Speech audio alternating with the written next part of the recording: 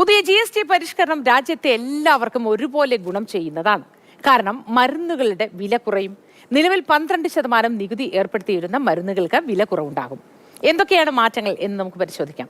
കൂടെ പുതിയ തീരുമാനം അത് മരുന്ന് വ്യാപാരികളെ എങ്ങനെ ബാധിക്കുമെന്ന് കൂടി കാണാം.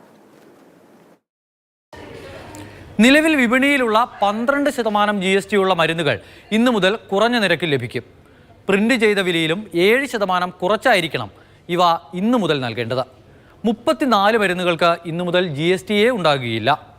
ഈ വർഷം ഡിസംബർ 31 വരെ പഴയ സ്റ്റോക്കിൽ തിരുത്തൽ വരുത്താനോ സ്റ്റിക്കർ പതിപ്പിക്കാനോ പാടില്ല എന്നതാണ് നിർദ്ദേശം.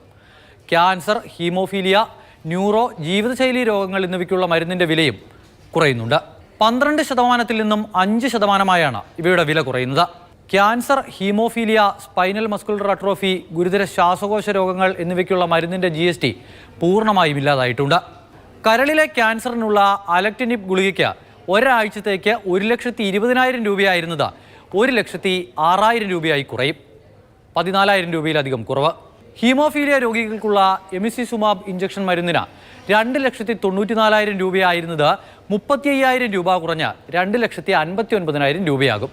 സ്പൈനൽ മസ്കുലർ അട്രോഫി രോഗികൾക്കുള്ള റിസ്ഡം പൗഡറിന് 6,90,000 രൂപയിൽ നിന്നും 73,000 രൂപ കുറഞ്ഞ് 5,36,000 രൂപയാകും.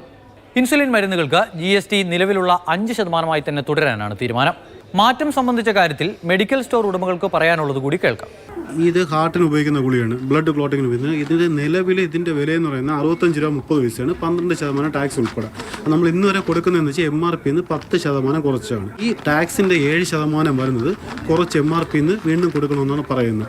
നിലവിൽ ഇപ്പോൾ MRPക്ക് വിൽക്കുന്ന സ്ഥാപനങ്ങളായിരുന്നാലും 7% ടാക്സ് കുറച്ച് കൊടുക്കണമെന്നാണ് പറയുന്നത്. ഇവിടെ ഇരിക്കുന്ന സ്റ്റോക്ക് മരുന്നുകളുണ്ടല്ലോ, അത് നിങ്ങൾ 12% GST കൊടുത്തെടുത്തതാണ്. അപ്പോൾ ഇനി അത് 5% നഷ്ടത്തിൽ കൊടുക്കേണ്ടി വരുമല്ലോ സ്വാഭാവികമായി. കുറച്ച് കൊടുക്കാനാണ് ഗവൺമെന്റ് നിർദ്ദേശിക്കുന്നത്. അതനുസരിച്ച് നമുക്ക് കൊടുക്കാൻ പറ്റത്തുള്ളൂ. നിലവിൽ ഇപ്പോൾ കിടക്കുന്ന MRP റേറ്റ് ഉണ്ടല്ലോ, ആ MRP റേറ്റ് എങ്ങനെയാണ് കാൽക്കുലേറ്റ് ചെയ്ത് മാറ്റി? ആ MRP വാല്യൂനോട് 93.75 ഡിവൈഡ് ബൈ 100 എന്ന കാൽക്കുലേഷൻ ചെയ്ത് വെക്കണമെന്നാണ് പറഞ്ഞേക്കുന്നത് ഡ്രഗിൻ്റെ.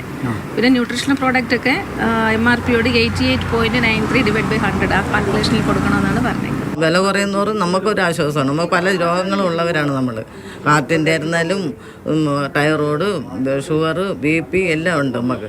അങ്ങനെ വരുമെന്നുള്ള ഗുളികൾ വാങ്ങുമ്പോൾ നമുക്ക് വില കുറച്ച് കിട്ടിയാൽ നമുക്ക് പുറത്തുനിന്ന് കിട്ടിയാൽ അത്രയ്ക്ക് ലാഭമാണ്. ലാഭം നോക്കിയാണ് നമ്മൾ വാങ്ങുന്നത്. സാധാരണക്കാരെ സംബന്ധിച്ചിടത്തോളം വലിയ ആശ്വാസകരമായ തീരുമാനമാണ്. പക്ഷേ മെഡിക്കൽ സ്റ്റോർ ഉടമകളെ സംബന്ധിച്ചിടത്തോളം, മരുന്ന് വിതരണക്കാരെ സംബന്ധിച്ചിടത്തോളം അവർ 12% GST നൽകി എടുത്തു വെച്ച മരുന്നുകൾ 5% നൽകേണ്ടി വരുന്നു. 7% നഷ്ടമുണ്ടാകുന്നു എന്നൊരു പ്രശ്നം കൂടിയുണ്ട്. ഈ കാര്യങ്ങളിൽ ഇനിയും വ്യക്തത വേണം എന്നുള്ളതാണ് മെഡിക്കൽ സ്റ്റോർ ഉടമകളും അതോടൊപ്പം തന്നെ മരുന്ന് വിതരണക്കാരും വ്യക്തമാക്കുന്നത്. മൽത്തേനമ്പറമ്പിൽ, മാതൃഭൂമി ന്യൂസ്, തിരുവനന്തപുരം.